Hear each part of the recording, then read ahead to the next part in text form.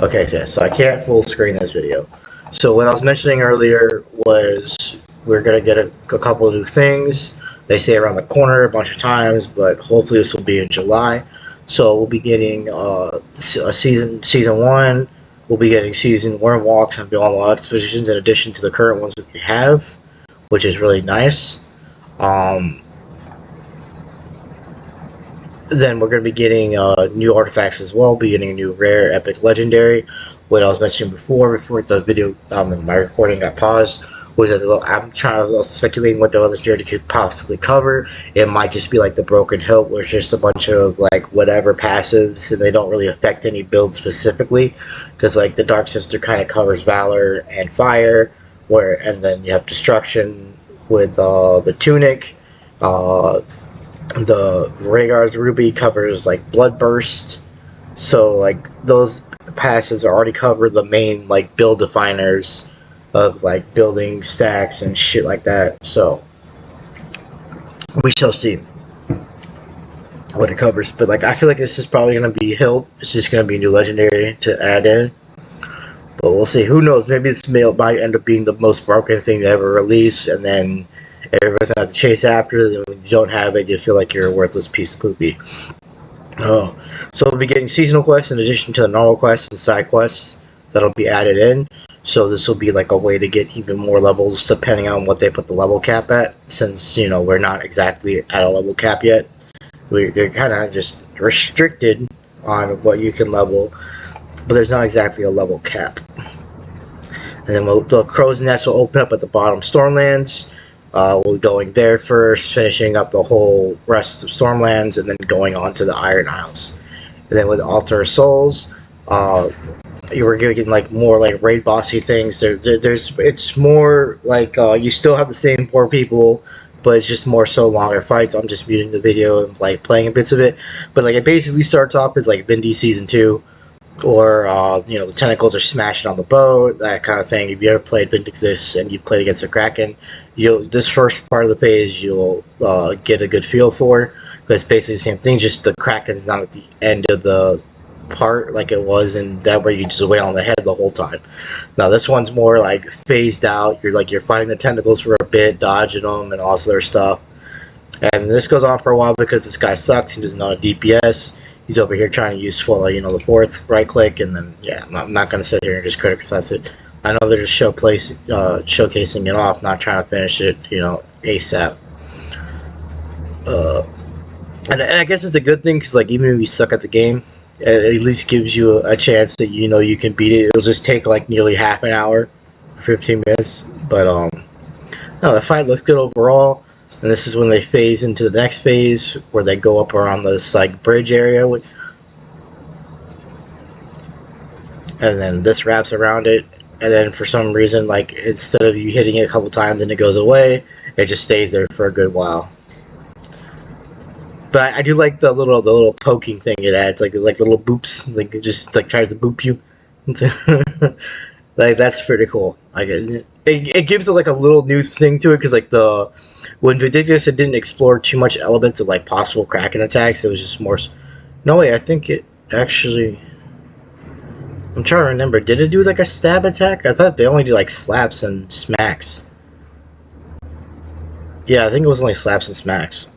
But so then after a bit of this one of the tentacles will come off the side and basically slap you off the ledge. And if you get hit by that, of course, you're gonna fall in the water and die. What sucks is in the later phases they will they put like an invisible wall, even though it's like an open air. There's this invisible wall, so when you get slapped again in that phase, it just pushes you against the wall and you bounce off it. It's like a little invisible wall, which kind of blows. Like since there's no real punishment for dying on boss fights in this game, I feel like they should have just did the traditional, just like let you die, just revive in a couple seconds and go from there. And here you can see the dude just falling in the water and dying. And just has to hit revive. He doesn't. So they just made it so you can revive instantly. Normally there's like a cooldown timer, but it's just like just to showcase the video because they're not using potions. Like these people get hit like all the damn time. Okay. And then I'm gonna skip ahead a little bit. And then this next I think this next phase is like the final part of it. Oh no. This next phase is like a little bit of it, and then after a bit of this, he will start opening his mouth, and then you go up past this thing to start using ballistas on him, and then like you start shooting like things he's about to throw at you and all this other stuff. I think he's able to grab people too. Like he'll do like a kind of like a similar thing to the original Kraken from season. I mean, not the original, but like the other Kraken from Benedictus, where he will grab somebody and basically just squeeze him for a bit, then chuck him, that kind of stuff. I thought I saw him grab somebody earlier in one of the on the space, but I don't know if I saw a person in the grip because like it's hard to tell a little bit. This motherfucker's big, but yeah, I just wanted to cover a little bit of that. I'm not gonna show the whole thing. Alright, and there's going to be this amulet system. So with the upcoming addition to Altar of Souls, a new progression for this feature called the amulet system will be introduced. Players will craft and upgrade amulets using materials earned as rewards from Altar of Souls. This update will include 3 amulet types across different rarities, and a new amulet slot will be added to the equipment interface, allowing players to equip 1 amulet at a time. Alright, so this is kind of similar to, like, I guess the cloak. I mean, I'm trying to think of, like, what other systems are like this, because you don't really craft a cloak. Wait, no, did you craft a cloak? I can't remember, man. It's been so long since I played Pandaria. I don't remember how the cloak system worked. All I know is you upgraded it over time, and it seems like that's what it is for this, which is nice. I like that it's not tethered to like jewelry, and it's not tethered to the other equipment system. It's like something new. You get some mats, you farm mats, and then you just upgrade it over time, which is cool. Like I like stuff like that. And sorry. And the world boss, we are well aware that the current difficulty of the world boss is driven is low, making it challenging for everyone to participate. It's not that the difficulty is low, that's not the issue. The problem is there's too many people per channel. If they lower the amount of people to max out the channel and make more channels, then people can get more chances to hit the boss properly.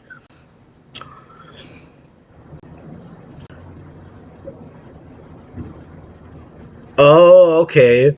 So they're going to be moving the harder difficulty of Drogon to Crow's Nest. So the higher ups will get their own Drogon. Oh, I like that actually. Never mind. You don't have to do it my way. This is an easy fix. Good. Because I always hated when I was preventing people from getting like 1% damage in, just because I wanted to hit first place so I can get the most reward possible. And I'm glad they are gonna put this solution in. You know, it might be like a couple weeks away, but we'll see. And then this one's one of the best changes they're doing.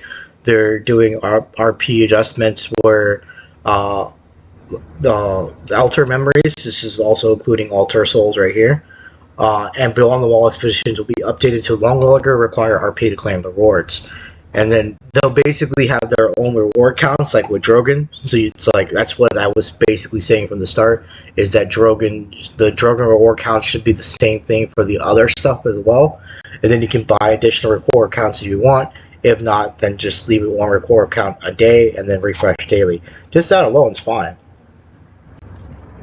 Because most of the time, you only do 1 or 2 things, like heavy focus into it, and that's it. You don't do anything else.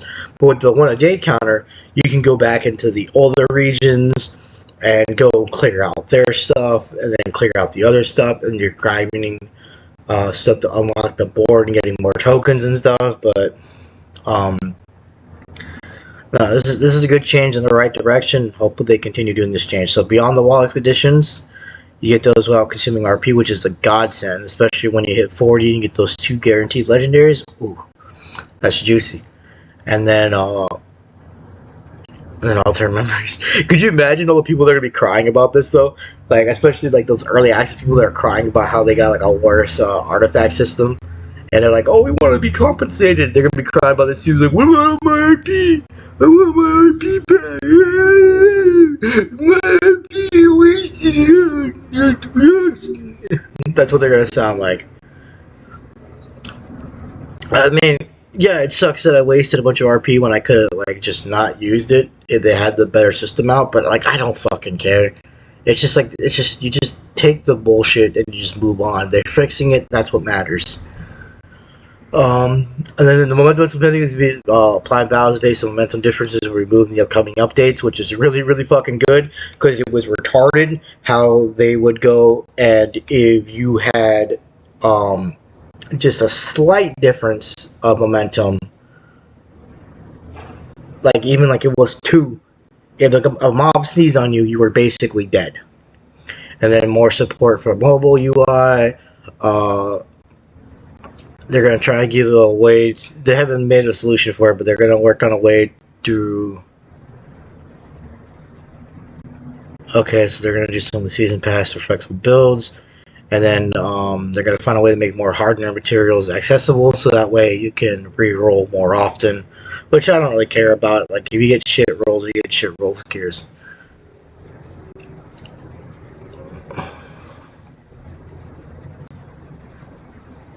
Okay, so you can set collect tracking, whatever. New helmet inclusive outfit.